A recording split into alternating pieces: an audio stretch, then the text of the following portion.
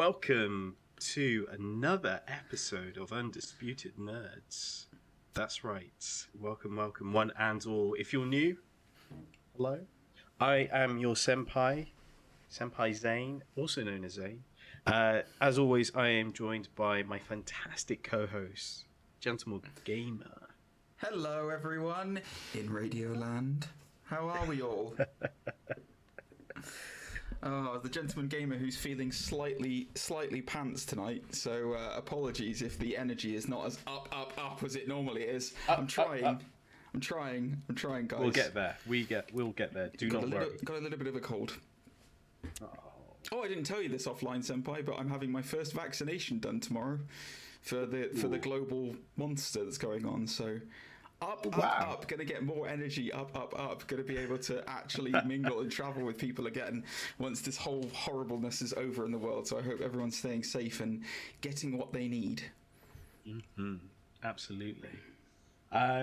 If you're a new listener, we'd love to hear from you. Drop a comment in the section down below. Tell us what you think of the show. Drop us a like, a subscribe, and all that jazz. As always, we have some news, and then we're going to talk about the main meat and taters of today's episode. Why is this? You've got such a fascination with it. We should be doing a chef show. We shouldn't be doing a comic book show anymore. You're obsessed with it, man. What can I say? Like, I watch a lot of Gordon Ramsay, a lot of Hell's Kitchen, And yet he never swears, ladies and gentlemen. He never swears. He's the calm, gentle senpai that we all know and love. On stream. On stream, yeah. Off stream when I edit, I'm like, where's the sauce? Where's the links? No. That's my replacement word for the other one this week. Yes, if you do not know, we like to replace certain words with lovely biscuits that can be found here in the UK. Well, one of us does. The other one forgets, and one of them has to edit it. I'll give you a clue which one's which. Ramsay. Yeah. I went full Ramsay. All right, let me. Let's get into this. Let's get it. Let's get it going. Let's get it moving. So, let's start off with some news. A lot of animated news, if anything. Yeah, no kidding. Right, a lot of animated news came out this week. So, Marvel's What If is coming this August. Yeah, that's exciting, isn't it? Exciting, yeah. It does. Is it just me, or does it feel like they gave us a lot of content in the beginning of the year, and then have just gone, right, you've had your fill now. Now we're going to take as long as we can to really space things out between shows so that you guys you just have to start scrambling. I wonder if it's because of, because when does Black Widow come out? It's coming out in like May or June, isn't it? Yeah, I want to say towards the end of May. So I wonder if now we're starting to see a return to kind of form in terms of like their, because obviously schedules due to everything going on in the world, I wonder if they had to well, we know for a fact they did, because they never intended on releasing WandaVision before Black Widow. So I wonder if they had to like cram all these television shows together, and now they're going to start refocusing on spreading everything out again, and it won't be because it was only when I said that I then realised, oh yeah, the cinemas are reopening. Yay! Yeah, exactly. I think you're right. I think it's back to business. Everything's back on schedule. I think Loki's 6 weeks. It's supposed to be 6 weeks between Falcon and Winter Soldier and before we get Loki, which is June. It's 3 weeks from today, I think, is what they said. By the time of recording this on a Thursday. Yeah, I cannot wait for Loki. I am so excited. I think that's proper. I think I'm looking forward to Loki more than I was WandaVision or Falcon and Winter Soldier. Interested. Really? I'm so hyped about it. You're not fussed about it? No, like, I mean, it just looks like Marvel's version of Doctor Who to me, which is fine. Like, I like Doctor Who, but it's kind of like... Yeah, which Doctor Who?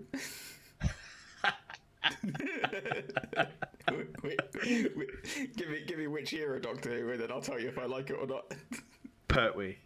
Pertwee? Jesus. Yeah. I want that yellow car.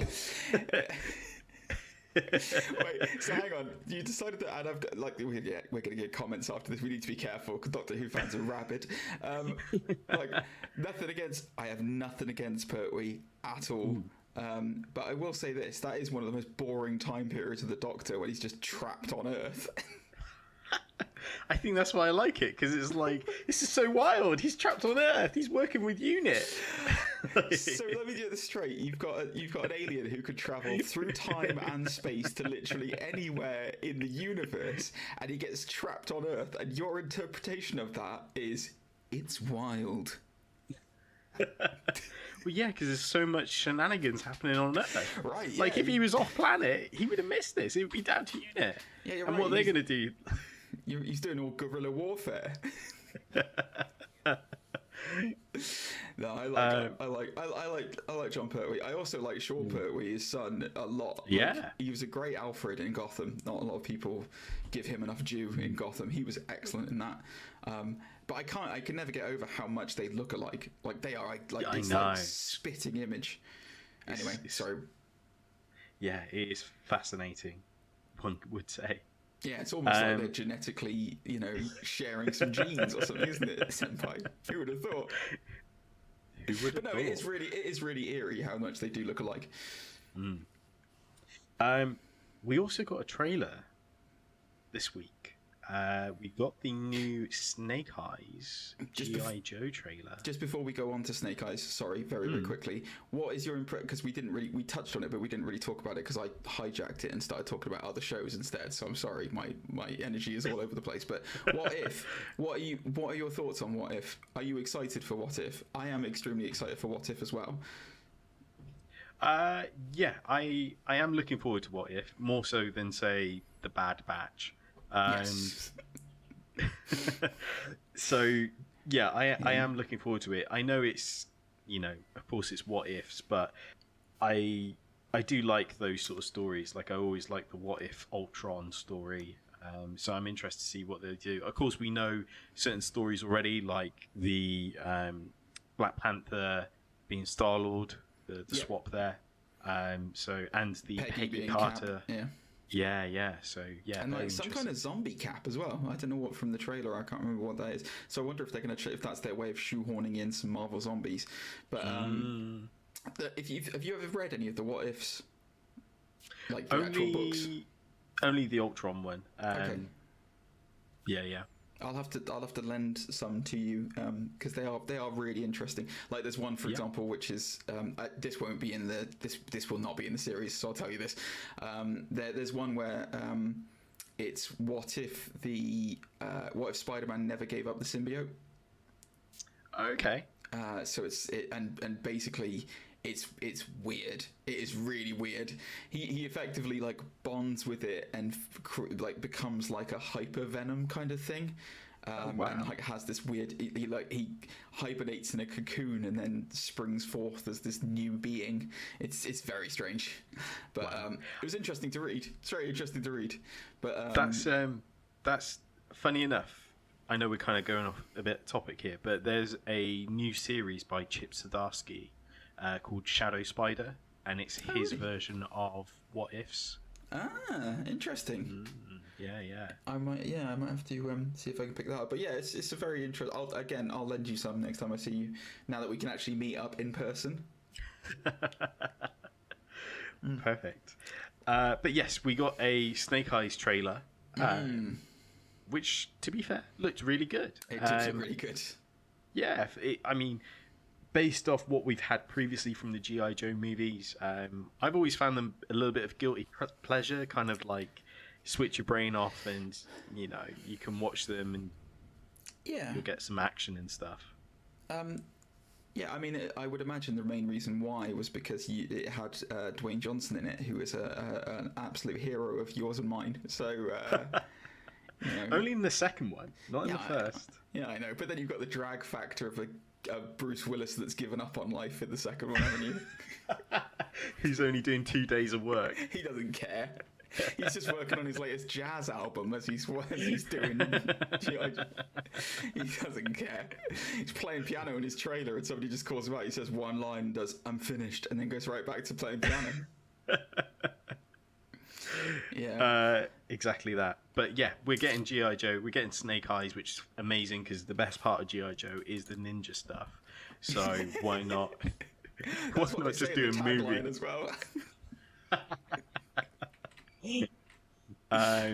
So yeah, interesting. I think obviously we were saying this before we started recording. G.I. Joe wasn't exactly a massive thing here in the UK. No. Well, I mean, I think it was so. G.I. Joe originally, it came out when we were very young. The toy line. This is the toy line and the cartoon series. Yeah. And I don't remember. I remember having a very tiny little G.I. Joe figure, like really, But like for us, I think what you were about to say, and I don't want to steal your thunder here, is Action Man. That's what we had over in the UK. That was our. You guys, for our international listeners, you guys had G.I. Joe. We had Action Man, the man of action. Action Man, the greatest hero of all. Yeah, that was. Had so many great vehicles. Dude, Mr. X, his bad guy, his main arch enemy. Magazines. The full works. Yeah, originally he was like a 60s. I mean, he was like a 50s, 60s, like post-war, action figure that the kids could love and enjoy. And then they remade him for like the 90s. And then he was like what I remember them doing this weird like cartoon. This is not G.I. Joe related, sorry, I'm going off topic again. I'm terrible today, guys, I apologize. But I remember them doing this weird like cartoon / live action thing of Action Man, and it was Trojan from Gladiators playing the Action Man. That is a reference only our UK viewers are going to understand. Who grew up in the 90s. Yeah, it's a very. This is what Senpai's brought into this. It's a very niche market that I appeal to. Yeah. So sadly, there's not much we can say or give knowledge on when it comes to G.I. Joe. Besides, Sergeant Slaughter was managed to jump universe from WWE into the G.I. Joe universe. Managed to. It's Sergeant Slaughter. He does whatever he wants with that chin. I will say this: the casting of Snake Eyes has me quite interested because I am a huge fan of Samara Weaving, who is in it. I love her greatly. It does look really interesting. It has me somewhat excited. Mm-hmm. But I've been excited about certain properties before that haven't turned out great. G.I. Joe. You've been burned. Yeah. We've all been burned. We get, as we mentioned before, we're getting a lot of new animated stuff. So DC announced that we'll be getting a new Batman animated series from Bruce Timm, who worked on the original animated series from the 90s. As well as J.J. Abrams and Matt Reeves. He's also involved. Did you know Bruce Timm is also involved in the writing of the Arkham series, the games? Doesn't surprise me. Like boring news. Jeez. I mean, it's the same voice cast as the animated series. So. Yeah, that's true. That is true. From what I saw, but yeah. Yeah, exciting, man. Exciting news. I'm always hyped for. I love. The only Batman animated series I didn't really get along with was The Brave and the Bold, which was a bit too. Yeah, it was a bit too 60s for me. I'm not.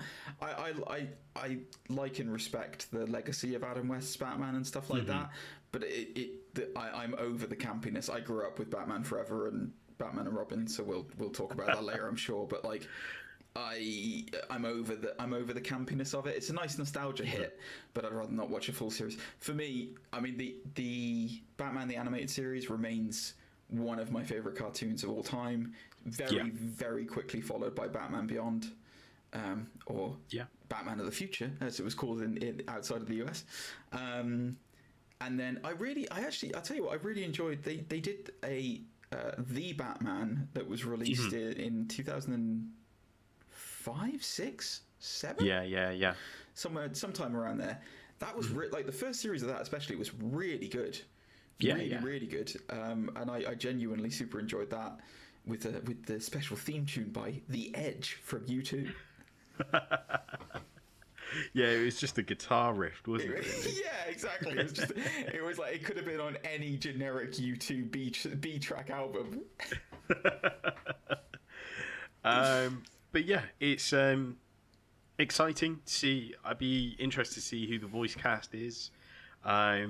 So very interesting, especially some big names attached to that property as well. So hopefully we'll be getting some good animation. Yeah, I think so. If did you say that the oh god, what's his name? I forgot his name. Not Bruce. JJ. Keep going. Matt Reeves. Matt Reeves. Yeah, it's interesting that Matt Reeves is involved in it. I wonder if it will tie into, the Batman. Maybe. I wonder if it'll be a spin-off of it, because I think the Batman's supposed to be. Sorry, that's Robert Pattinson. I can't do it. I was going to say Bat, but I'm not. It's Robert Pattinson's Batman. I wonder if because it's supposed to be set in year 2, I think. Robert Pattinson's Batman, so it's like his second year as a crime fighter. So I wonder if we're almost going to get like a year 1 animated series of it, or potentially what happens after that, after year 2. Potentially. There were rumours that Pattinson and Reeves had fallen out on set on the Batman, so whether or not he's coming back for another one, I don't know. So maybe this is like Matt Reeves' way of getting around it and being like, well, we'll just do we'll do my Batman stories but without Pattinson, and then we don't have to worry about it. Well, he's doing a TV series, isn't he, with like a Gordon-centric TV series, isn't he? Yeah. So I guess he would oversee the animated stuff as well, just to be like, oh no, we're doing this, that, and the other. Because what you normally find with some of these properties, like you say, with that 2004 version of Batman, the animated series, is that was to try and coincide with the Nolan movies. Yeah. But of course, it's a completely different story from the Nolan movies. That is true. Yeah, that is okay. That's a fair point. Yeah, I suppose it depends if they've given any indication. I know it's just been announced, but have they given any indication whether this series is going to be catered more for young adults or whether it's for like kids? Because that will give you the direction. Because the 2005 animated was actually I would say it swung more towards young adults than it did kids. Just because some of the content matter in it was quite extreme, especially that first episode. I can imagine that first episode in Arkham where he meets the Joker in Arkham being quite scary for children. Not for me. I didn't wet myself. What are you talking about? What? Well, they said it will be going to both HBO Max and Cartoon Network. So I think it will be more the kid side because Cartoon Network makes their money off toys. So. Okay, then by that logic, it will differ quite greatly from the series. So yeah, you're right. You're right. Right as usual, Senpai. You are a guiding light in my life. Guess what else is a guiding light? Quickly dismiss that, listeners. Moving on. New animated Superman series was also announced. Yes. Yeah. Go on. So this looks like we'll be seeing a young Superman, as well as a Lois Lane and Jimmy Olsen working for the Daily Planet. So the speculation is that we'll see both of them. Unsure if they're in a relationship yet. If they're probably... Who cares? It was funny. Like you and I, we were all hyped up talking about Batman and the Batman animated series and everything, and then we started talking about Superman, and it's just the energy just drained out of the room. Oh no! No, they obviously Superman the animated series was around the same time. It was just following the success of Batman the animated series. And it was actually all right, man. It wasn't. It's not a bad. It's not a bad yarn. I don't really know with Superman. He's kind of been done to death, especially like with like his relationship with Lois and stuff. Like we had Lois and Clark, the TV series, and we've got Lois and Clark, the TV series now. We do have that now, yeah. And it's just kind of like, I don't know. I don't know how much I want them to do. I really do want them to do something different with Superman. I'm sick of seeing his early years. Like I'm just sick. Like I don't care. Oh, sorry, I'm going on a rant again, aren't I? I can feel it. Yeah. Yeah. I fucking like Smallville started off really good. Yeah. His early years. I really enjoyed the first couple of series of Smallville, and then it just got it just got ridiculous after that. It just got absolutely ridiculous after that. You had Doomsday was just a bloke. Yeah. What's that all about? Yeah. And then Darkseid was just a wall of smoke. So like, I just don't want them to. I want them to do something interesting with it. Like, I'd be much more interested if he was like, if it was an exploration of like him going after the lost city of Kandor, for example. Like, sure. Like that would be really interesting. Or going off world and doing something off world. Like finding the remains of Krypton or something like that. Anything that's just different from just him in the Daily Bugle, like chatting up Lois Lane. It's not a Daily Bugle, is it? What's it called? Daily Planet. Daily Planet. Yeah. God, sorry. It's okay. It's been a long week, guys. It's been a long week. Senpai's you know what? I'm all of that rant. Senpai's going to cut it all out. I'm looking forward to it. I really like Superman the animated series. I think it was, I've always been a big fan of it, as well as the Justice League animated series. I think that was probably the best portrayal of Superman in a lot of media. I would agree. So I kind of look forward to this. I'm hoping it could capture some of that magic, because I feel like a lot of people become more and more distaste against Superman, or detached from Superman, in the sense that they're like, he's too overpowered, or he's not relevant anymore, when actually he's probably more relevant than people give credit to. But people are always quick to turn him into the evil version, like, everyone loves Omni-Man and what's his name from The Boys? Homelander.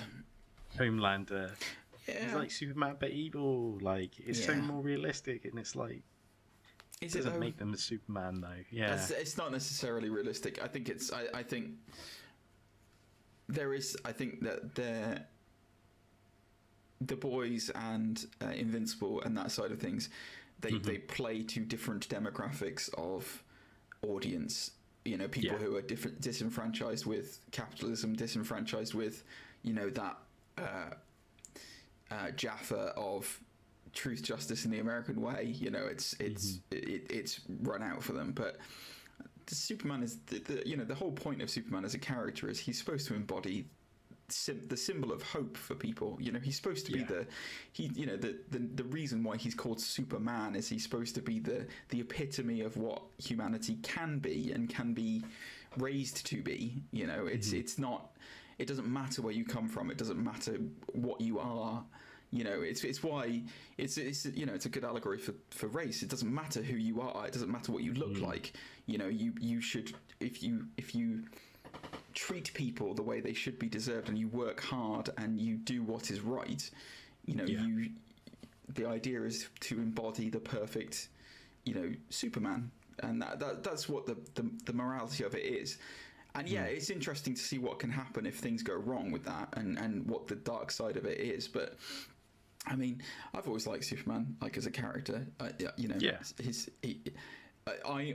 There's two things I love, like, with comics. It's feel good characters that will like embody something that I probably will never achieve, but I always would strive to be. And then symbols of immense, ridiculous power. And when he can, like, punch through somebody like they're paper. Yeah, that you know. I'm going to segue beautifully. If he can punch through the Joker's heart in Injustice, you know, that's what I like to see. Here we go. So it was also announced that we'll be getting a Injustice animated movie. Oh, how fortunate! I didn't know that was coming. The interesting thing, the trailer will debut as part of the bonus Blu-ray edition of Long Halloween Part 2. So if you didn't know already, there's going to be a Long Halloween animated movie, which is going to be split into 2 parts. And on the Blu-ray edition, Part 2, you'll be able to watch the trailer. Interesting. I did know about Long Halloween. That is interesting. Does it say if it's by the same people who did the Under the Red Hood animated? Is it their animated studios that is doing it? It's a good question. So it's going to be Warner Brothers animated studio. Okay. They've been going in a slightly different direction recently, just because 1, they've had a change of staff, and 2, they've been shaping up the look. So yeah, for those who didn't know, there was a series of DC animated movies that were connected, starting with Flashpoint, and going through, they were all kind of connected with Batman and Son and all the other, and Darkseid War and such. But again, they're kind of trying to detach from that and go in a new direction. So there's a new one at the moment, which is like a Justice Society one. I can't remember the name of it off the top of my head. Yeah, so I know the one you mean. I don't know if it is the same people behind that or the same people that will be behind the Long Halloween, because again, it's a slightly different style compared to I mean, what we've seen. I really enjoy the animated films that they've released. You know, like as I said earlier, Under the Red Hood is still one of the best ones they've ever done. The only one I didn't really like, I didn't enjoy The Killing Joke. Surprisingly, I wasn't really what. I laugh because I also didn't like that, and apparently a lot of that was down to Bruce Timm. Really? Yeah. Looking forward to the new Batman series. Yeah. Yeah, that was the only one I didn't really get on with, but I mean, yeah. Anyway, let's not talk about The Killing Joke, because I'm sure we'll deal with that on another show. Very interested to see what they do with Injustice, though. Does it give any details about which time period they're setting it in? Is it like pre Superman going crazy, or is it? No, nothing so far. The one thing I do speculate is I wonder if it will follow the comic book version more closely, which was, I believe, written by Tom Taylor, or if it will follow the video game. Yeah. I know there's a lot of stuff in the comic book that, you know, it's just copy and paste from the video game, but the comic book really kind of padded out the context and stuff and explored a lot of things that was never explored in the video game version in either sequel. Yeah, it's fascinating. I've got the first 2 years. So they basically did. So I think most people will have played Injustice now, so I can do a spoiler thing. But for those of you who don't know what Injustice is, so it's the idea is that there is an alternate universe where sorry, I'll say that again without sounding crazy. There is an alternate universe where Superman, the Joker drives Superman insane by basically making Superman kill Lois Lane, and then he sets off a nuke in the middle of Metropolis, and this finally causes Superman to snap, and he literally punches the heart out of Joker, and kills him, and once Superman has killed, the dominoes start to fall, and he becomes a world conqueror, essentially. Like a dictator, sort of. Yes, yeah, a tyrant.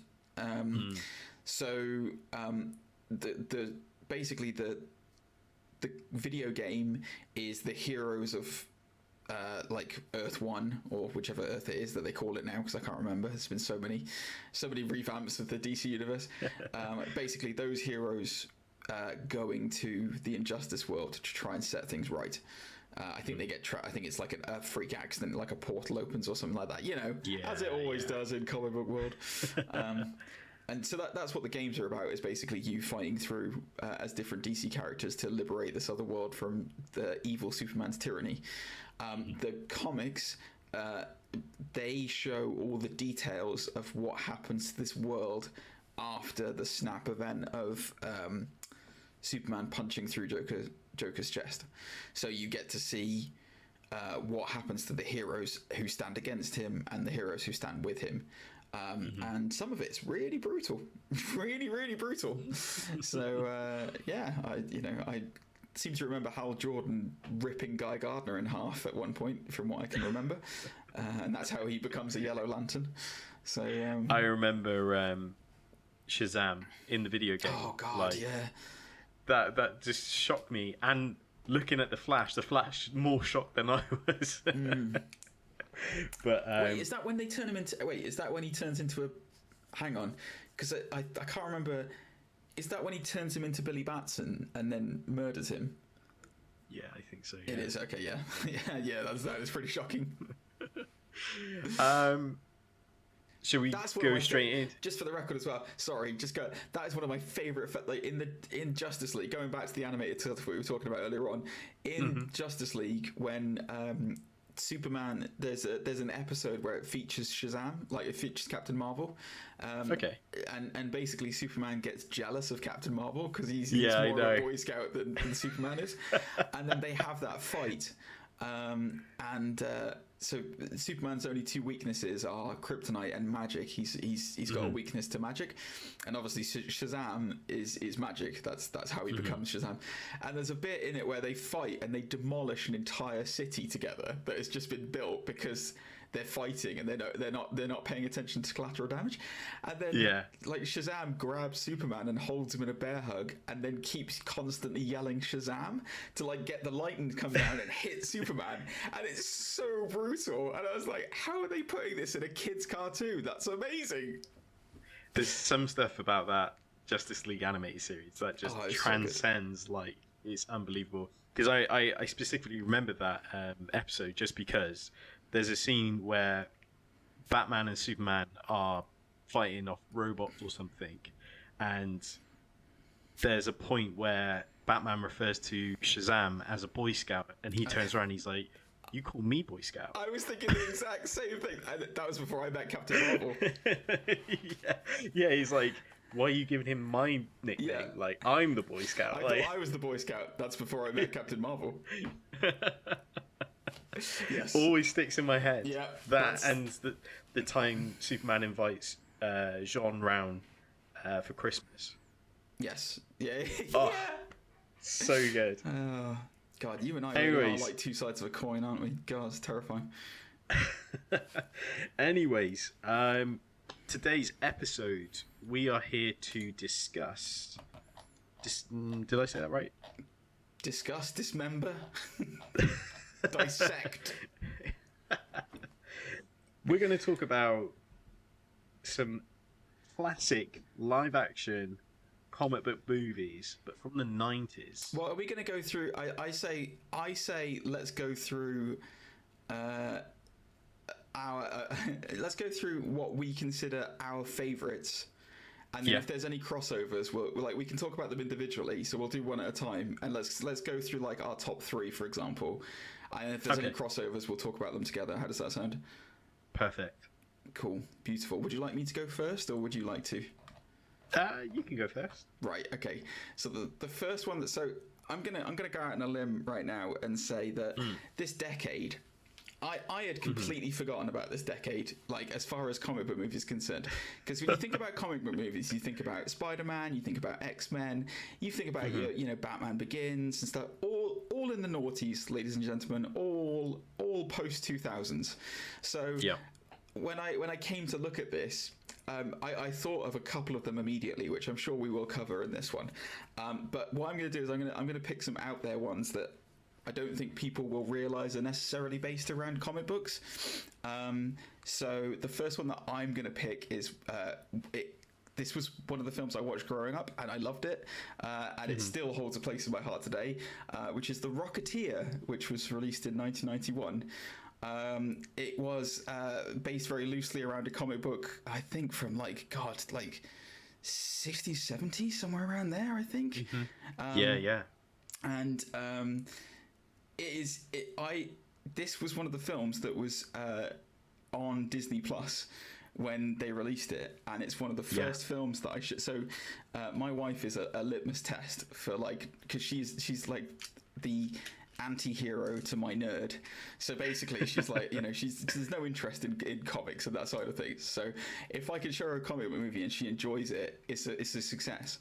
So we sat down, we watched The Rocketeer, and it's still, even to this day, even though it was made in 1991, it's still really good.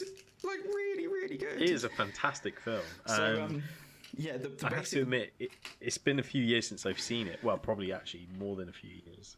You should go back and watch it. You definitely should go back and watch it. So it stars Billy Campbell, who didn't really go on to do much else, but then the rest of the cast in it is crazy. Like you've got Jennifer Connelly's in it, who's like the love interest in it, and I'll be honest with you, I did not recognise her, and then I was like, oh my god, that's Jennifer Connelly, that's really weird. Where's Paul Bettany? It's got Timothy Dalton in it. And I love Timothy Dalton. He's amazing. With the dodgiest mustache you'll ever see in your life. But yeah, the whole idea about it is the premise of The Rocketeer, for those who haven't seen it, and I'll try not to give too much away about the movie. If you do want to go and watch it, I certainly won't give it away. So it is so Cliff is the main guy in it, and he's a test pilot, a stunt pilot. For an airfield, and it's I think it's just before the war, or just when the war's kicking off in the 30s, and basically the airfield's going belly up, and they need to make some money. So whilst all of this stuff's going on, lo and behold, wouldn't you know it, Howard Hughes has invented a jetpack. Oh, who would have thought? Who would have thought, guys? And he gets in trouble with the mob. There's a big fight that ends up at the airfield, and then Cliff finds the jetpack. And the first thing he does is decide to go and save people with it, and becomes the Rocketeer. And that's basically the premise of the film, is that he doesn't really have superpowers. His superpower is he's got a jetpack. And it sounds ridiculous, and it sounds really stupid, but it's great. And if you haven't seen it, it's on Disney Plus in the UK. Go and check out The Rocketeer. It is well worth watching. Not many people realize it's based on a comic book. It is excellent. I will also say this: it was probably one of the first times I've ever seen. I'm not going to give away what it is, but a big twist in a movie. There is a big twist that gets revealed about halfway through, in terms of one of the cast, and it's like, oh boy, that's awesome. It's fantastic. It's really, really good. It's really worth a watch. I love it. It doesn't get enough credit in my estimation for being a really, really great film. I think it bombed, unfortunately, quite badly when it was released. I don't think it definitely didn't get the love it deserved. But for those of you, it could have a rebirth now. For those of you listening, go and watch it on Disney Plus now, immediately. Yeah, I love the Rocketeer. Also worth mentioning, there is another comic book that was inspired by the Rocketeer called Jupiter's Jet. Which I highly recommend to check out. We've had the author on Otaku Podcast, Ashley Victoria Robinson, so definitely check out her book. It's absolutely fantastic. Nice. Another little tidbit for you here as well. I'm not sure whether you were aware of this, Senpai, but The Rocketeer, another reason to check it out, guys, is it's directed by a very young Joe Johnston, who later went on to direct Captain America: The First Avenger. Perfect. So there you go. It is, it's really good. I mean, it's ridiculous in the sense of like there's a scene involving a piece of gum which would never ever hold up in a million years. So let's not pretend like that is based in reality, but it is excellent. Anyway, that would be my kind of like first of the top three. What year was yours? 1991. 91. So I've got something that came out in 94. Oh. Which is probably one of the earliest comic book movies I ever saw, which is The Shadow. Oh, he's gone for it. Oh, he's struck Baldwin gold. I was just going to say, starring one of the Baldwin brothers. Yeah, I absolutely loved this as a kid. There were scary moments for a 5-year-old. It's good. We're avoiding each other's lists at the moment. It's quite nice. I know, yeah. Go on. But yeah, it is dark. It tries to replicate the success of Tim Burton's Batman. Yeah. So it feels very similar to that movie. But you know, to give you a small idea, it's about Alec Baldwin. Is it Alec Baldwin? Mm-hmm. Yeah, it's the greatest of the Baldwin brothers, Alec. the one who contains the power. Of the Baldwin acting legacy. His voice acting in this is amazing as well. The Shadow's power is that he becomes a shadow, and he attacks mob bosses. I think it's supposed to be set during the 30s and the 40s. I think it might be 20s. It might be as early as 20s. I can't remember. Are there Nazis in it? I know the main guy is Genghis Khan, isn't it? Yeah, because there's a lot of flashbacks to his adventures trying to discover the power, trying to find the power. And at one point, he meets a barbarian sorcerer who has the flying dagger. And it's just it's just Alec Baldwin fighting a floating dagger that has teeth. It's ridiculous. What were comic book movies in 1994? What was it? Doesn't it, when he also, am I right in thinking that when he gets his special shadow power, doesn't he get a prosthetic nose as well? Yeah, so it changes his face, but he also has some scarf that covers his lower half of his face. Yeah, so it doesn't matter. Yeah, the angry knife. I remember the angry knife. He was so angry. Also, from what I can recall of that as well, isn't Ian McKellen in that? Ooh, I'm pretty sure Ian McKellen's in that as like a scientist. I think he is in it as a scientist because I've just got a flashback to when Genghis Khan is going Reinhardt Lane, and then it goes to Ian McKellen looking all like confused, like. Oh? He's doesn't Genghis Khan have psychic powers in that film? Yes, you're right. Ian McKellen is in it. Yeah. Is he Reinhardt Lane? Yes. I called it. I remember The Shadow. I remember they did some weird. It definitely was. I remember that film definitely being super Batman inspired because there were loads of toys that came out for it. Like there was a lot of merch for that film because I remember didn't he drive a taxi cab or something? Yeah, you're right. Yeah. So that I had the taxi cab when I was a kid, and it did loads of weird quirky gadgets and stuff. Like it had none of it was in the film, just for the record. Absolutely none of it was in the film, but they just thought, it's a kid's toy, just throw it in there, it'd be fine. He would give his most trusted allies a ring, and one of the people who had the ring was the taxi driver. So you knew that they were in cahoots together, sort of thing. That was it. I remember now. I remember. Oh dear. Yeah. God, that's. I think Alec Baldwin's incredible acting talent just overshadowed The Shadow. Have you read because there's a tie-in book with Batman now. There's Batman and the Shadow. There is. Yeah, I haven't read it yet. I saw it the other day. I almost picked it up, but then I was like, I don't remember the Shadow. But now you've made me remember the Shadow. So, they've done loads of those Batman tie-ins. They did one with Turtles as well. It's very odd. Anyway, they did indeed. Maybe we'll talk and about an animated movie. And an animated movie, yeah, exactly. Interesting, good pick, Senpai. Yeah, you can't go wrong with a bit of Baldwin.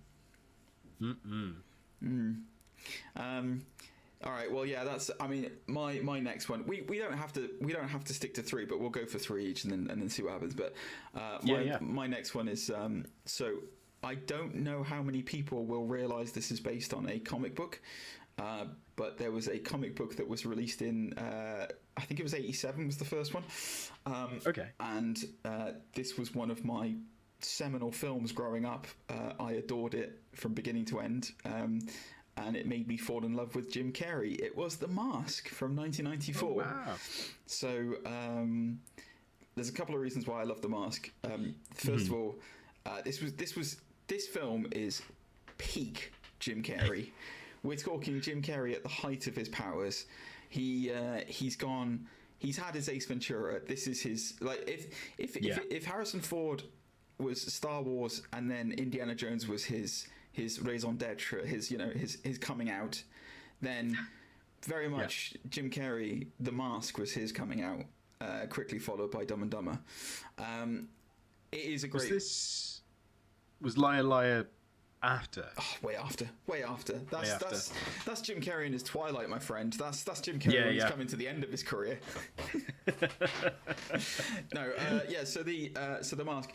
So premise of The Mask is there's a guy called Stanley Ipkiss who is a bit of a down and outer, bit of a hopeless romantic. He's just looking for the right gal. He's a hopeless banker. Who would have thought we'd have sympathy for bankers? He's a bit of a sympathetic banker, and he's just looking at, and suddenly, the right client walks in, and it's Cameron Diaz. I can't remember what her character name is now. Tina, I think her name is Tina. Yes, it is Tina. It is Tina. He's knocked head over heels for her. But you know what? She's way out of his league. And she's also involved in gangsters. Who would have thought? So what does he need? Well, he needs a miracle. So what does he get? Yes. He gets a special mask. But not just any mask. A mask that was created by the god of mischief, Loki. It's that classic rom-com tale. We all know it. The idea is that when he puts on this mask, it brings out what you are on the inside. In the case of Stanley Ipkiss, he's a hopeless romantic, and so it makes him an indestructible, hopeless romantic. And hijinks ensue. I'm going to say what I said about The Rocketeer. If you haven't seen The Mask, it is a little bit dated now, having watched it quite recently, I will say that. But if you haven't seen it, from a filmmaking standpoint, it is incredible special effects for the age, because it was made in 1994, and the visual effects in it are really well done. The story itself is a fun romp. It's Jim Carrey being Jim Carrey, dialed up to 11. I was going to say maximum. Yeah, it is maximum Carey. When he is the Mask, good lord, it is a thing to behold. And it's also Cameron Diaz's first ever movie. So if you're a fan of Cameron Diaz, then you definitely want to check it out. I loved this when I was growing up. I thought, I really enjoyed Jim Carrey when I was growing up, and this for me was like his chef's kiss. Perfect. But what a lot of people don't realize, and I didn't realize until after I'd watched it, is it's based on a really, really, really horrifically violent comic book from the 1980s.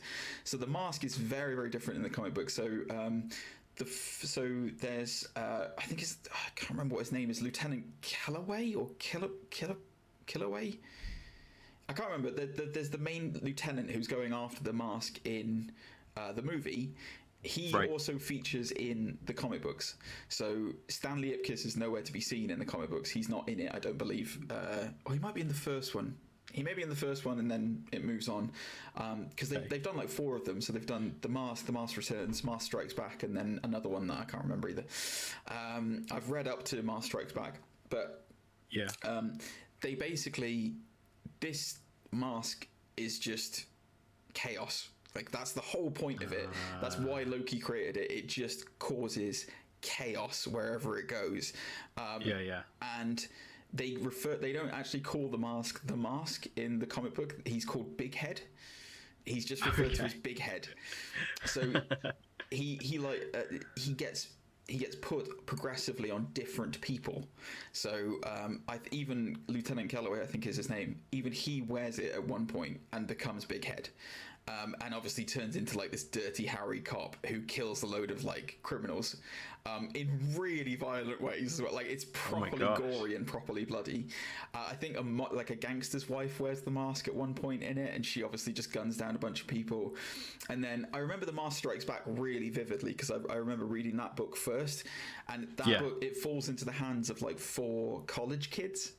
And they each have different personalities, and they each wear them. So like one of them's like a stoner kid, so then you get like the stoner version of Big Head. One is like this heavy rock metal kid, and then you get the rock metal version of Big Head, and all of them causing damage. But what happens is an interesting thing that was never introduced in the movie, that who is in the comics, is a guy, and they brought him back for the animated series that they made after the movies.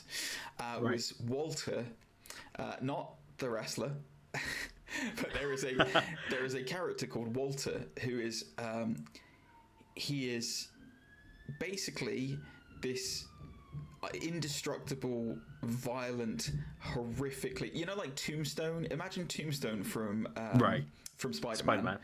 Yeah. Except not pale and doesn't talk. That's Walter.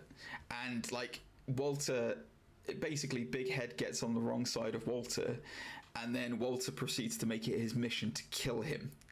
And so Walter will, wherever Big Head is, Walter appears and does increasingly more violent things to Big Head, and they have increasingly more violent, bloody battles with each other. It's great. Like, it's just anarchy. The books, they are just absolute anarchy. And the films, because I think because the PG rating that the film got, obviously they couldn't go full hardcore violence with any of it. So it's as manic as it was going to be. But again, not a lot of people realize it's based on a comic book. I would definitely recommend both going out, reading the book, if you can get your hands on any of them, even if it's just The Mask Returns or Mask Strikes Back. They're all excellent. And also, if you have not, if you're one of the few people on the planet, depending on your generational gap, you may not have seen The Mask. If you like Cameron Diaz, Jim Carrey, or special effects and craziness in films, you should watch The Mask. It's great. Wowzers! I always think of The Mask as like an early blueprint for like a Deadpool movie. Like it's that zany cartoon where the cartoon and real life kind of merge into one. Exactly. Interesting. So yeah, there you go. That's my second. So for my second pick, I think this is probably, besides Batman, this is probably the first like costume I ever saw in a live action movie. I know which one you're going to go on. And the film I'm going to mention is The Phantom, starring Billy Zane. Wow. Okay, so I was not expecting him to say The Phantom. This is one of the few films that I have not seen. I have never seen The Phantom. Can you believe that? To be honest with you, I forgot it was 90s. I thought it was the 80s. Yeah, I thought so too until I looked into this. So it came out in 96, June 7th. Of 96. But yeah, the Phantom, descendant of a line of African superheroes, travels to New York City to thwart a wealthy criminal genius from obtaining 3 magical skulls, which would give him the secret ultimate power. I mean, it's Billy Zane, isn't it? You can't go wrong with Billy Zane.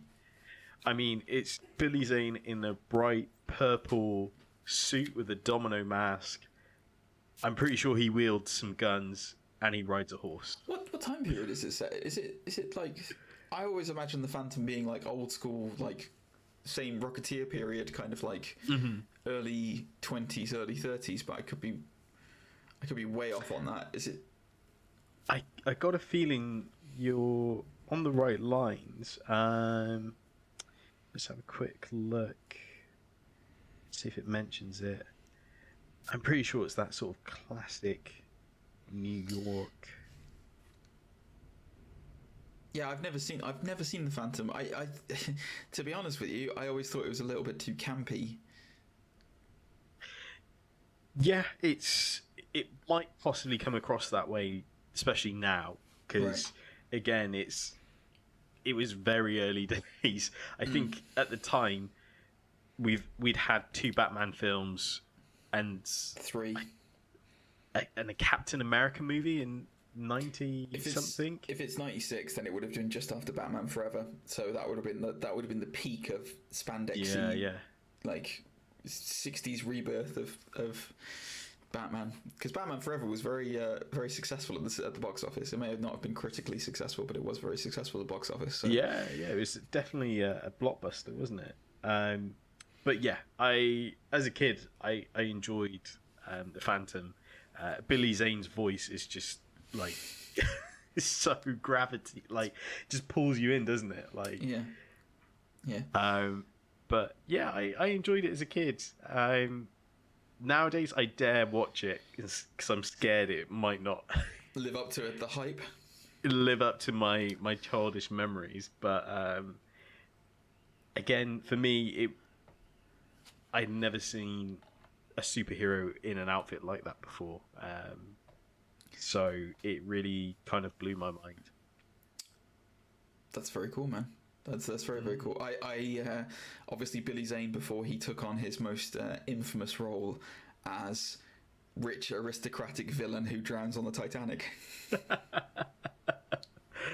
I thought you were going to say as Billy Zane in Zoolander. I was thinking of Zoolander. Oh man, you're not a kid anymore. You could really get hurt. Billy Zane. It's a walk-off, Billy everyone. Zane. It's a walk-off. Oh god, I love that film so much. I wish Zoolander was a hero movie that we could talk about it. Yeah, I'd seen that. I can't remember if I've seen the sequel. I definitely. You don't need to. Don't. I will. I'm telling you this as your friend. For anyone who's listening right now who enjoys the sequel, or watching right now who enjoys the sequel, fair enough to you, all for you. But I will say this to you as your friend, senpai. Do not watch the second one because it will taint your image of the first one. I hear you loud and clear. Don't do it. Just seriously, don't do it. It's. I remember Zoolander vividly, and I've watched it over again, probably over 100 times, just because of how many times I wanted to quote it. The second one, I have watched it once, and I don't remember anything from it apart from it was really bad. Ouch. Yeah. One other thing I want to mention whilst we're talking about Billy Zane is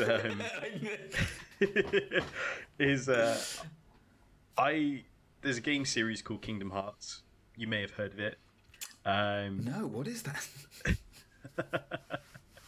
But I have to admit, when I first played Kingdom Hearts back on the PS2, I was like, this villain sounds so familiar, and it's really bugging me. And then I googled it, and I found out the villain was Billy Zane, and I was like, "Oh my god!" There you go. Yeah. The Phantom. So that still remains to me one of the funniest things is when there's an outtake from Zoolanders and from Zoolander where him and Hansel are talking to each other, and Zoolander just goes, "Hey, you're hanging out there with all your cool friends," and then Hansel just goes, "Cool friends? You're standing there with Billy Zane." Billy Zane. I reckon we could get Billy Zane on the podcast. Oh, that would be amazing. That would be so good. We just ask him about the spandex. Just ask him about the Phantom. Was it tight? Was it really? Was it really? Did it cut off your circulation a bit? Did you have to learn to ride a horse, or did you know beforehand? Did you have a hole cut in there so you could pee? These are the hard-hitting questions you get on our podcast. Someone make it happen. It's an interesting choice. I might have to go and watch The Phantom, and then I'll let you know if I think it was good or not. Because I've never seen it. I know very little about The Phantom. Just bits and pieces. It was never a character that super interested me, to be honest with you.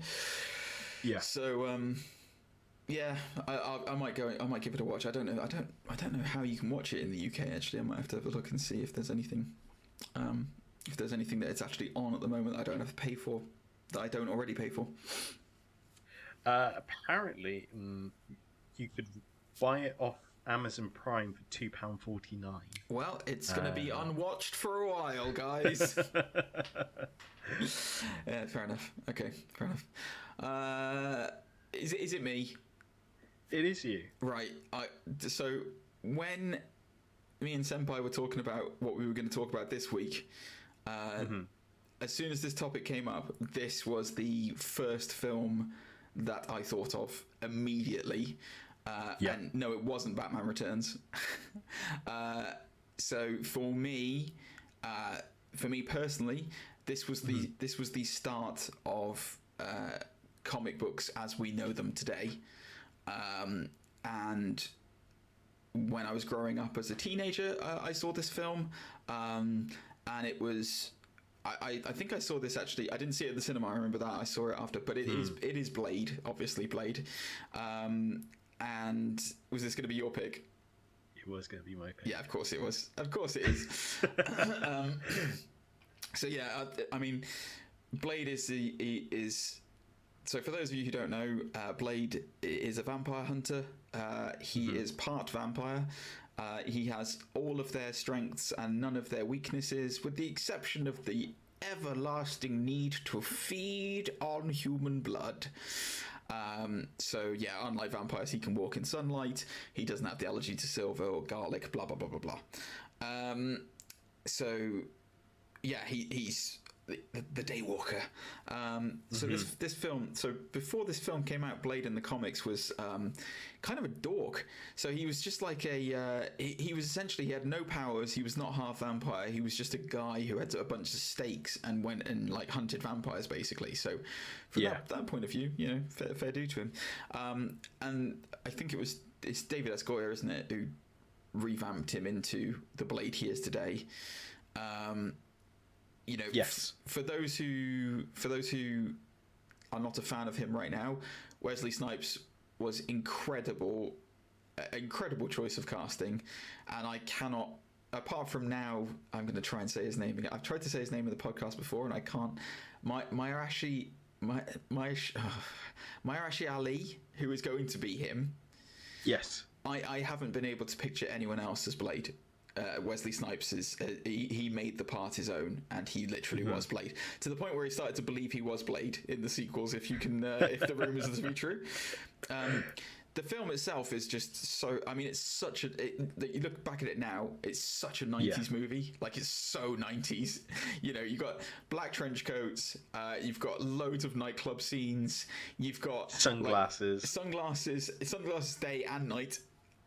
You've got flashing lights, loads of flashing lights, and then you know, a lot of violence. I will say there's because it was kind of a lower budgeted film, I think, when it first came out, because you know, obviously Blade is not a popular, or at the time, wasn't a popular comic book character, and there was no budget behind it, so the CGI in it is a little bit hokey now, but some of the practical effects in it, some of them are really good. Stephen Dorff does not get enough credit as the bad guy in that, as Deacon Frost. He's really, really good. I'm glad they didn't use a named villain like Dracula or anyone like that. I'm glad that they went with Deacon Frost, who is a Blade villain.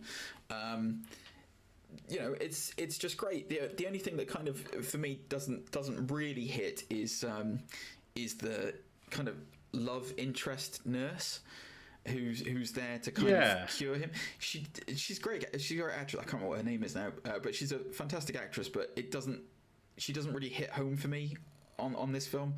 I mean, Chris Christopherson as Whistler is amazing. He's so good. He's so good. Oh, the guy who plays Harvey Bullock in Gotham is in this as well. He is. Yeah, he's like I can't remember what the character's name is or the actor's name, but I remember the face, and that's all that counts. But yeah, Donald. I think his name's Donald Lowe. He played Quinn. That is his name. Yes. Yeah, Quinn, the never-dying vampire who keeps coming back throughout the whole movie. Blade does increasingly nasty things to him. Just, you know. Yeah, this is a fantastic movie, guys. Like, even, you know, again, I will say that similar to The Mask, it's a little bit dated. So if you go back and watch it, you will think, it's kind of hokey. Some of the disintegration effects of the vampires and stuff doesn't look as good these days as it did back then. But when you think about this, when you watch this movie and you see some of the styles in it, and then you realize that this was released before The Matrix, it's kind of weird. Like, you wonder how much of the artistic cues were taken from that. But yeah, a great film. You might, you picked it as well. You want to?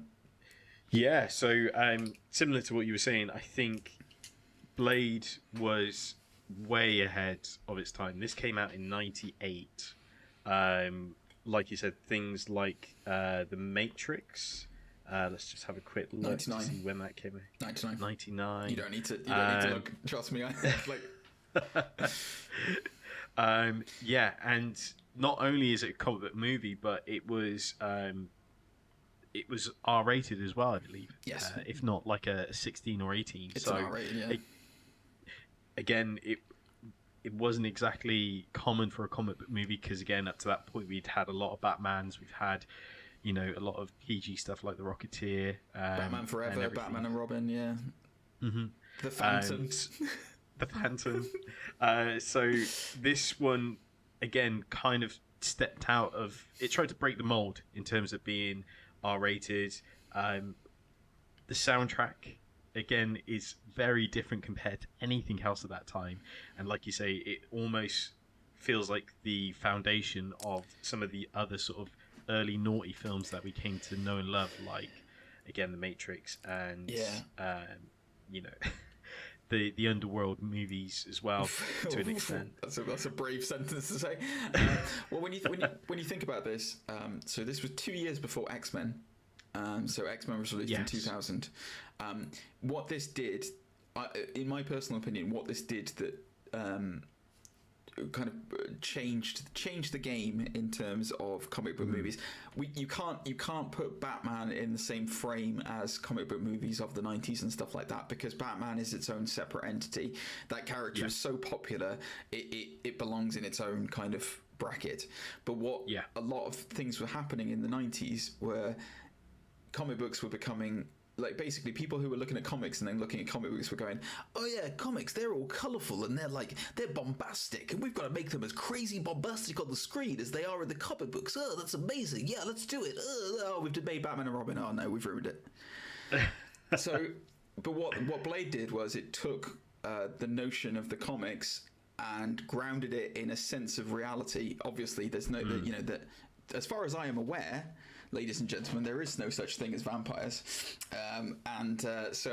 But what would that potentially look like in a real world? Yeah.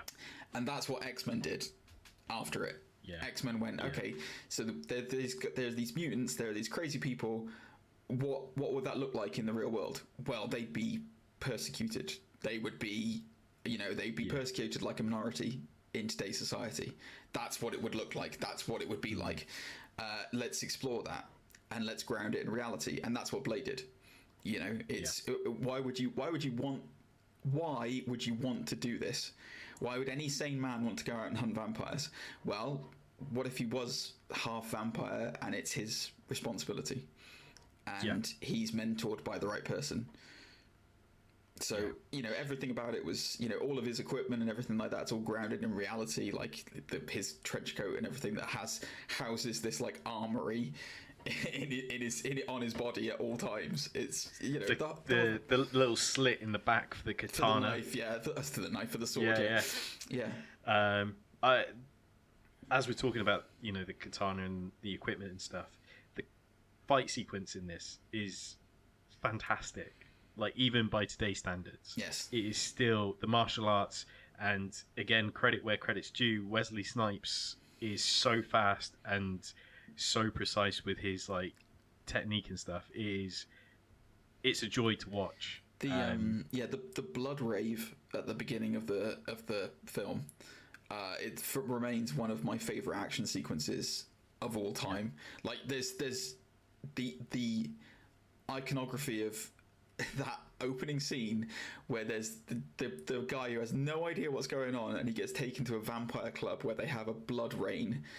So there's like the sprinklers. Yeah, the sprinklers like shower everyone in blood, and then everything like there's so much noise and so much craziness going on, and then everyone starts to reveal that they're vampires, and you think, oh no, this guy's gonna get ripped to shreds in this place, like they're gonna devour him, and then everything stops, the whole music goes quiet, and then you just get a pan out shot of like Wesley Snipes as Blade, and he is like immaculate, like not touched by any of the blood, is just perfect in this like black outfit, and then he proceeds to give the biggest can of whoop ass that you will see in cinema on screen. It is amazing, that scene, and that is fantastic. That like that's for an opening of a film, it basically sets the tone of like, this is going to be very different to everything you've seen, guys.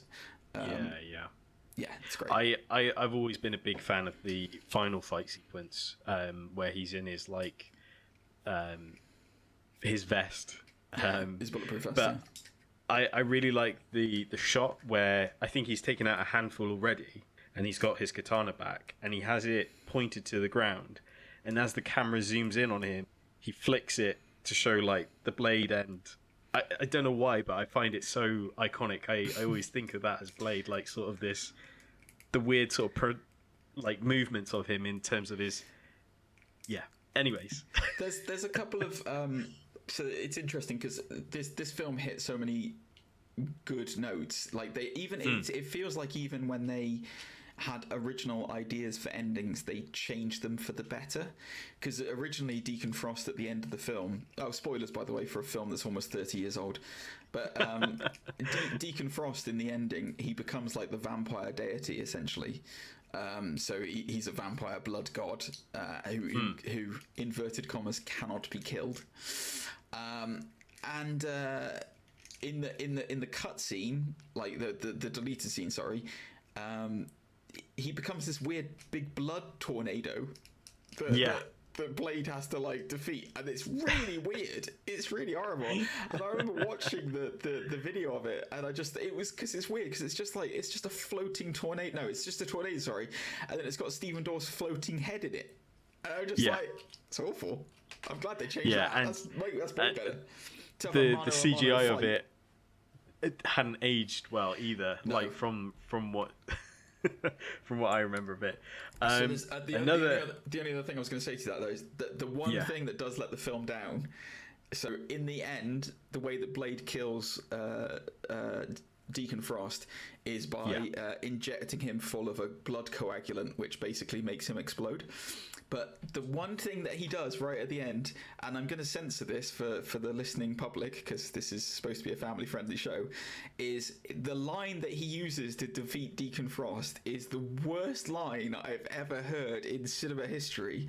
And I believe it goes something along the lines of, "Some mother jaffers are always trying to ice skate uphill." What is that? What is that? It's got no context to anything in the film. Just anyway, that aside, it's amazing. I don't know if you've ever seen it. I imagine you may have, but the original ending. I was going to talk about this. You and it's my favorite. It's my favorite like cut scene ever. I really do wish that they went with this, but they come out of the tomb or whatever it is, him and the nurse that you mentioned. Yeah, but then temple, I think it is. It's like a temple, isn't it? Yeah, a temple of sorts. Anyways, they have like their chat, feelings, whatever. Is this a certain Jared Leto situation that you're thinking of? Yes. Yeah. Okay. Yeah. Exactly that. There's that shot where he looks up. I think he says something along the lines like, "It's not over yet," and he looks up, and on top of the building, standing looking, is like a figure with like a trench coat and scarves waving in the wind and stuff, but it's enough to cover their face, but you see their long hair and stuff. Yeah. And like the story around it is that was supposed to be Morbius. That was supposed to be Neo from the... Oh, no, sorry, Morbius. Yeah, you're right. Yeah, Morbius, that's who it was supposed to be. Morbius, which sounds familiar, is because, as you said, Jared Leto will be playing as Morbius. Leto will be playing as Morbius in the new Morbius film. which is supposed to be out very soon. It's Morbius the Living Vampire. Yes. Who I guess he's technically a Spider-Man villain. Is he? Yeah. I think he's supposed to be a vampire. He's supposed to be a Spider-Man vampire. He's definitely a vampire. I remember him from. I remember him from the animated series. That's what I was gonna say. God, you and I, this is scary tonight. That's exactly what I was gonna say. He creeped me out, like in the animated series, because he doesn't suck blood the normal way. He uses his like suction hands. He's got he's got holes to in get his plasma. Hands. Yeah. Oh. Ugh. But then again, that introduced Blade and I think the Punisher as well in the animated series, because because he was taking out people, and they were like, "We need to." It is weird, isn't it? Take him out. They did go through that series. Sorry, we're going off on a tangent here, but it's weird, isn't it, that with the animated series? Because I remember them doing. They had Captain America in the animated series as well. Like they did. They did Captain America versus Red Skull. I think it was like. I think they tried to do like the Avengers, but like they couldn't get all the rights to them. Like they couldn't get Iron Man or no, they did, because Iron Man was in the series. Yeah, because Iron Man had a separate animated series. Yeah, because do you remember the episode I'm talking about? There was like Captain America and then five other people, and I think one of them was the Wizard. I'm not joking. I'm really not joking. I remember the episode because it's all to do with Peter's parents, because Peter's parents were spies. That's okay, yeah. And it was him traveling, and you're right. It was basically. Captain America and the Red Skull were trapped in time fighting. Yes. In like suspense time. In a stasis thing. That was it. Yeah, they were trapped in like a stasis beam or something. And like the first thing I thought of it when I saw it as a kid was, how did they stay powered for all those years? The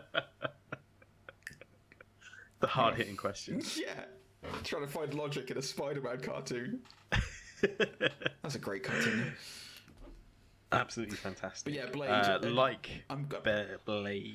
I'm going to say this now. For those of you who haven't seen it, again, I've said it about all of these films that we're talking about this evening.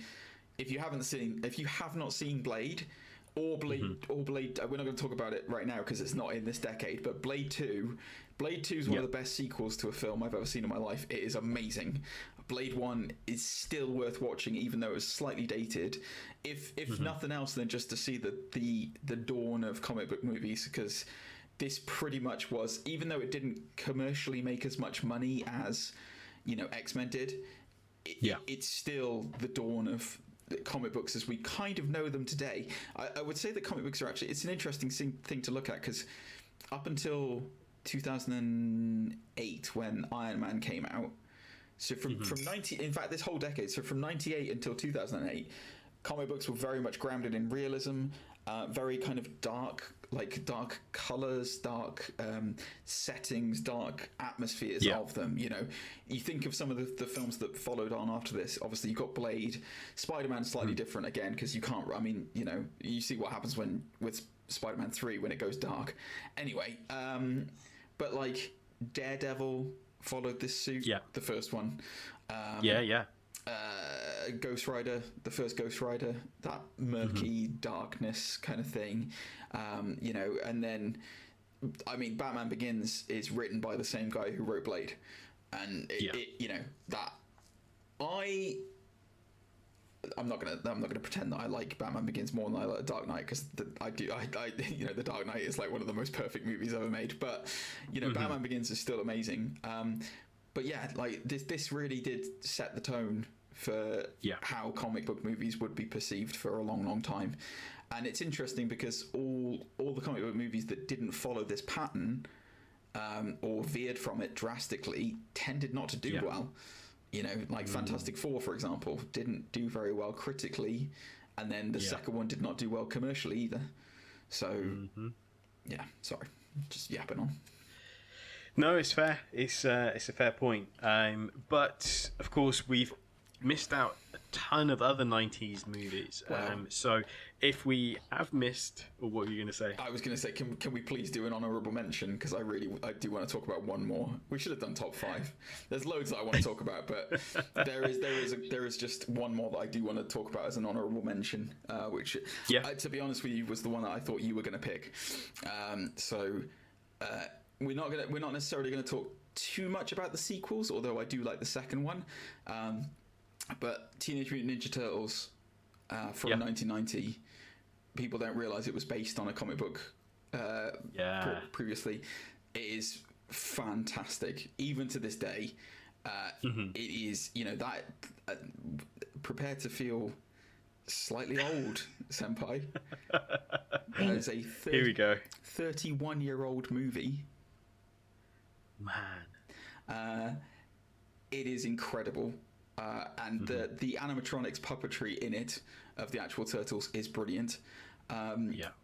It's dark, but not bleak dark, but good dark. I don't know how to best to describe it. Like New York style early 90s dark with some obviously humor and stuff like that. The fight sequences in it, bearing in mind they are guys in a puppet, it is amazing. I'm not even going to bother trying to explain what Teenage Mutant Ninja Turtles are on the stream. If you don't know what they are now, then go and have a look.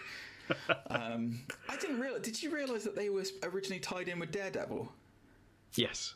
It is that absolutely blew my mind when I first heard that. Because the Foot Clan, the Hand Clan, So Daredevil has the hand, they have the foot. I guess it was the same. It's the same material that makes Daredevil. The idea was that's the same stuff. That's the same ooze that makes the turtles. Oh god, it's amazing. And then wasn't it? Oh god. So Daredevil's trainer was Stick, and then the Turtles trainer is Splinter. Yeah. Which is just so it's just great. Anyway, guys, Teenage Mutant Ninja Turtles from the 90s. It's an honorable mention. I won't go into it too much on this. Worth watching. Go and see it if you haven't already. Also, I did like the sequel, Secret of the Ooze. That was really, really fun. Although there's no way in hell Shredder would survive after the end of the first one. But again, I won't ruin that for anyone who hasn't seen it. And the least said about the third one, the better. Well, I mean, as a kid, I loved the third one. I had it on video. I thought it was amazing as a kid because I was like, they time traveled. Well, they did. They did get Elias Koteas back as Casey Jones for the third one, so that's probably why. To be fair, that's all you need. Casey Jones, one of my favorite characters of all time. He's probably only got half an hour worth of screen time in that whole movie. Probably not even that. And he's one of the things I remember most about it. But yes, there's a lot of movies we didn't get to talk about. If you want us to talk about those movies, let us know in the comments down below. I know my sister, who listens to this podcast, is probably screaming about The Crow. It's like, why did you talk about The Crow? It's sad, that's why. Brandon Lee. But again, let us know what other 90s movies we missed, because we want to hear from you guys. So drop a message in the comments, as we'd love to know. We're going to move on to the final segment of the show, which is This week we have been mostly. This week we have been mostly. Yes. Do you want to start off? No, you kick off. I normally kick them off. I normally yap away. The listeners are bored of my voice, for goodness sake. That's all the comments are going to be. It's like, can you get rid of Gentleman Gamer? He's really annoying. It's really annoying. Just get rid of him. So this week I have been mostly watching Castlevania. I've just come off binging that. That was incredible. Yeah. Cool. That's it. There's no more details on that. I'm not going to say too much, just in case people haven't watched it. I know it's only been around for a week or two now, so if you haven't watched it, I'm not going to watch it. You can do a spoiler alert. Just say spoiler alert. Maybe. It's a lot to talk about as well because it's the 4th season, so it's there's a lot of context. Yeah, and I feel, if anything, this whole series felt like it had the budget just thrown at it. Oh, really? The animation is just crisp throughout. Yeah. God, it's actually surprising for Netflix to go to 4 series. They don't normally do that. They normally cut it off at 3. Yeah, definitely. But I guess it's been so successful, even for an animated property on a streaming platform. It's been phenomenal. Have they released the numbers for that? Because Netflix normally are notorious about not releasing numbers of how many people have viewed this, and this, and giving that information across. So, as you said, it must be like super popular for it to warrant at least 4 seasons. You know, bearing in mind it's an animated property as well. It's not even live action, which Netflix don't hate me for this, guys. Netflix don't seemingly care about a lot. So exactly, yeah. I don't think the numbers are out just yet, just because again it's only been around for a minute. Okay. But the one thing I wonder if they try to compete against things like Invincible, knowing that was coming out soon. Secondly, the studio behind it, I think they're called Powerhouse Studio. Okay. They've been doing a lot of stuff for Netflix. So they did Blood of Zeus. Oh, right, okay. Recently, and they're doing the He-Man series. Yeah, we talked about that. Yeah. So interesting. they're doing a lot of work. What else did I crunch down this week? I read a little bit of comics. I don't know if I mentioned it last week, but I read Joshua Williams' Gotham, which is a sort of future state. It's kind of the future state Red Hood story. Oh, wow. That didn't come out. Okay. So, yeah, interesting. I don't know. I'm still on the fence about it. I only read the first issue. I don't know. Do you know much about the future state sort of premise? A little bit, yes, I do. So masks and vigilantes are kind of ruled out, and there's like the magistrate coming down on them. But Red Hood is kind of the... How do I explain it? He's like the outlaw, not the outlaw, but basically he's working with the magistrate to get rid of the masks and stuff. Right. And I kind of feel like he's an anti-hero, effectively. Yeah. He feels like he's becoming a magistrate because he has to, but his heart still lies with the vigilantes. Okay. But I feel like because Nightwing's supposed to be building this resistance against them, I feel like we'll get a clashing of those two characters. Butting? It's not that kind of book, folks. Good lord. Good lord. Been on Tumblr too much. Yeah, no kidding. Jeez. Wow. He's gonna swipe left. Yeah. Awesome. Oh, cool. That is interesting. So it's basically the Bat Kids growing up and what happens in a fascist state, effectively. Yeah, and then you've got another Batman running around,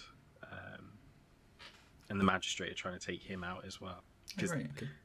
Yeah, I won't go too much, but yeah, again, I'm kind of on the fence. It was weird as well because the issue wasn't in color; it was completely black and white.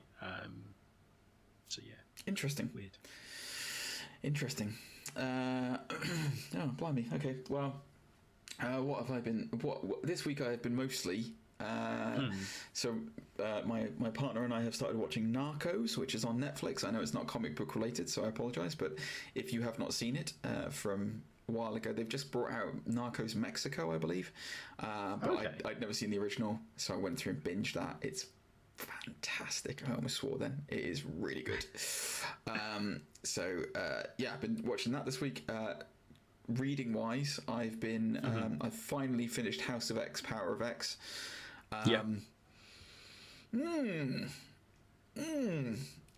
Weird one. I don't know how much because I've mentioned this before on the thing. I don't know if you are ever going to actually read it because there's some very core details about it that I want to talk about that are very different, and it seems like you knew the ending of it already after I spoke to you offline about it.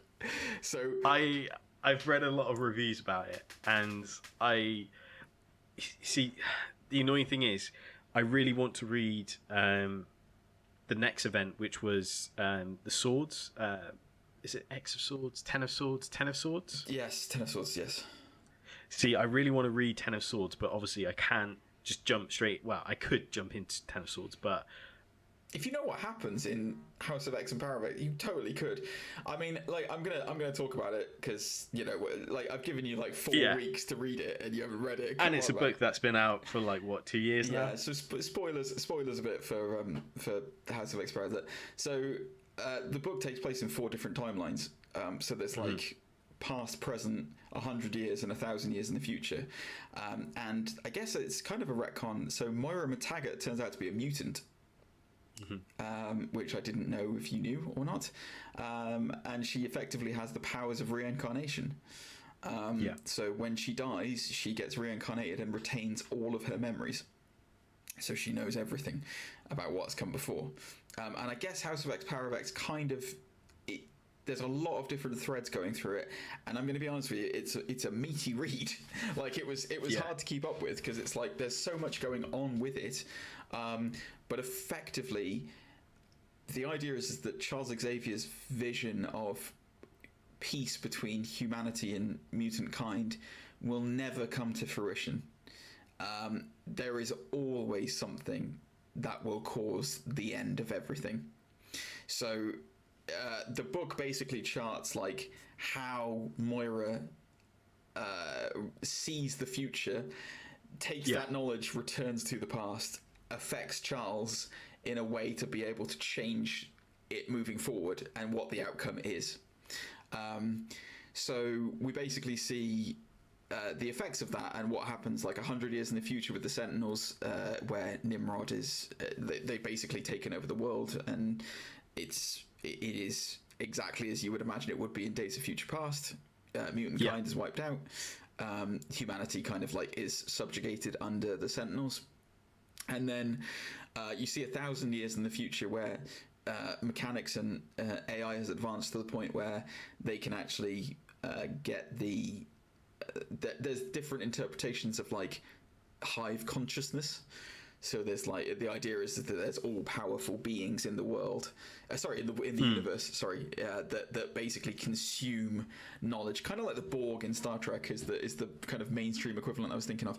So one of these entities is I don't know whether you're aware of this or not, Senpai, but like there's an entity in the Marvel universe called the Phalanx. Sounds familiar. So it's basically this techno race that consumes all knowledge. They are literally like the Borg without the organic parts. So basically, humanity calls out to be assimilated into a world-eating universe so that they can live forever, and they attract the attention of the Phalanx, who come and proceed to destroy the Earth. And that's the point. That's basically that. The end of the book is 1,000 years in the future, after all the stuff that Charles and Magneto together have done, and after everything still ends. Mutant kind is still wiped out. Humanity still wiped out. That path leads to doom. So the end of the book is Moira going back one last time to basically say it's not working. Nothing we do works. Nothing is going to work. And then Charles, I guess, has this bright idea with Magneto of how they think they can make it work. And that's the end of the book, is Krakoa is established as a mutant nation. So much like Latveria or Wakanda, mutants have their own country. And they are recognized as a nation state in the Marvel Universe. And that's pretty much where it ends, is them trying to forge their own destiny to stop everything going wrong. Really, really weird book. Like a weird thing to read when you're so used to so many years of the X-Men being established as like, you know, these protectors of humanity, and Krakoa becomes a haven for mutants, basically. So everyone goes there, including Mr. Sinister, including Apocalypse. Like, they're all suddenly working with the X-Men in Krakoa. Yeah. And it's like, this is so against everything I've read, but it is really interesting. And I don't know whether they're trying to put it whereby Charles doesn't necessarily have... I think he still has hope, because obviously Xavier's main characteristic is...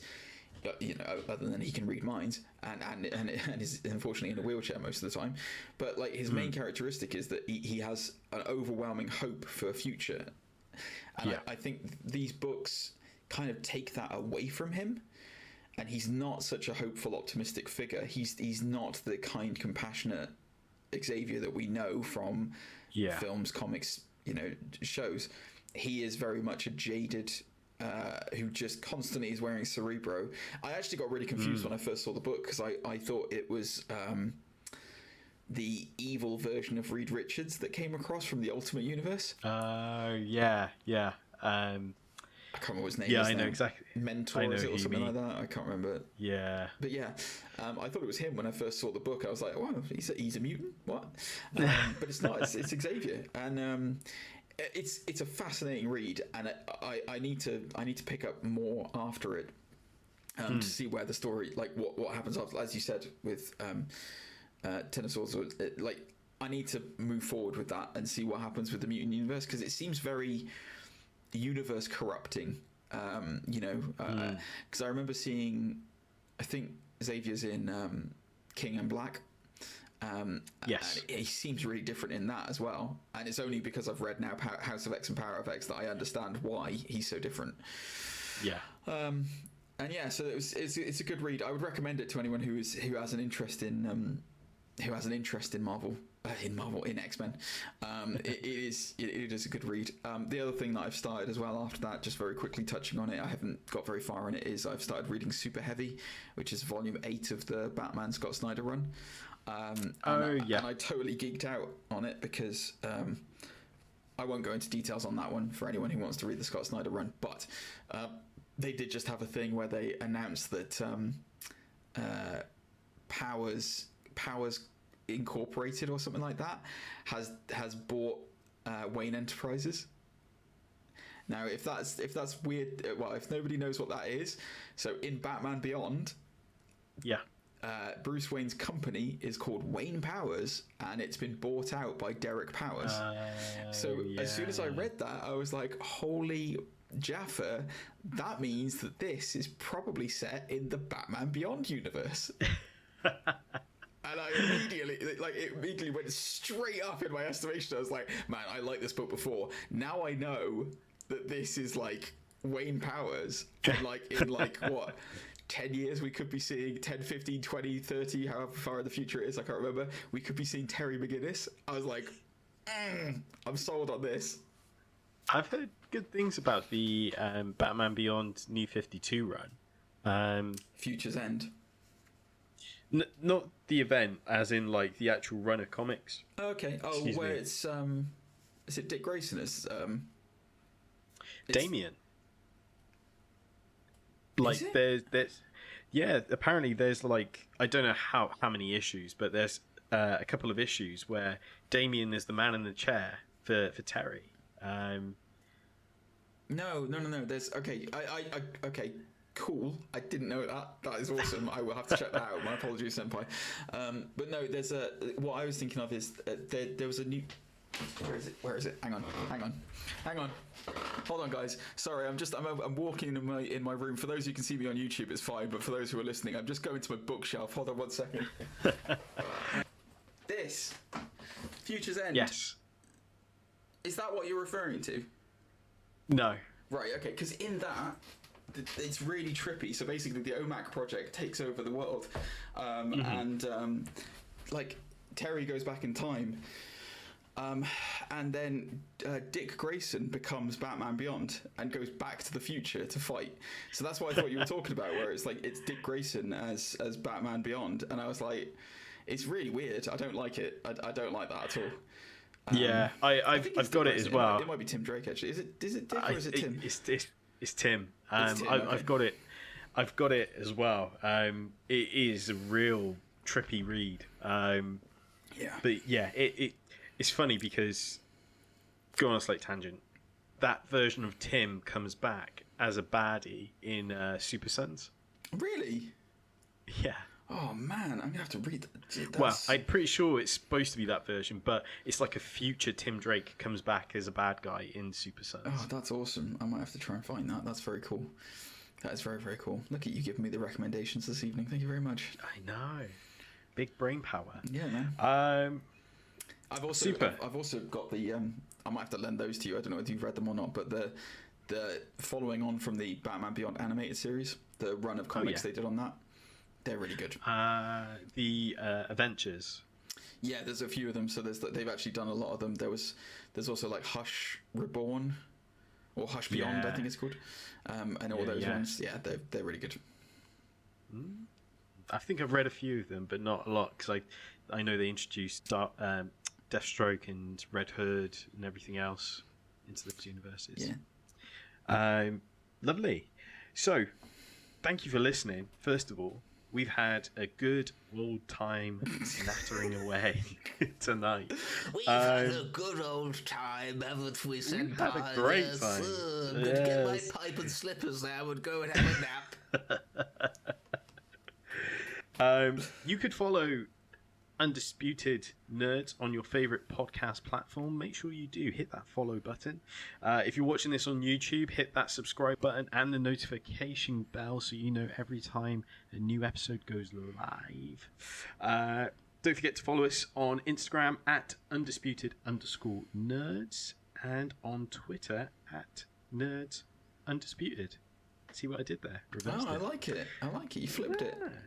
I flipped it. You can also follow us on our social media platforms and whatnot. I'm at senpai_Zane on both Instagram and Twitter. Of course, all these links will be in the description down below. Gigi, you have your fantastic Twitch channel. God, why do you leave such a gap there? I wonder where you were going with that. Yes, I do. I do have my fantastic Twitch channel. It is twitch.tv/gentlemangamer30. Come along if you enjoy watching a grown man wet himself playing horror games and also variety streaming of all different games. I have literally just today bought Resident Evil Village, so I will be playing that next week on my stream. To say that I cannot wait would be an understatement, because I've been looking forward to this for quite a while now. So yeah, come join and watch and talk and say hello to me, because I do enjoy talking on Twitch and just in general, as you can tell from this podcast. So join the conversation. Again, let us know your thoughts in the comment sections. Again, check us out on your favorite platforms. I think that is everything. Again, thank you so much. Drop us a rating on your podcast platforms. That also helps, as well as hitting that like button. And as always, keep the energy up, guys. Up. Have a good week. Keep your energy up, and we will see you next week, everyone. See you next week. Up. Bye, guys.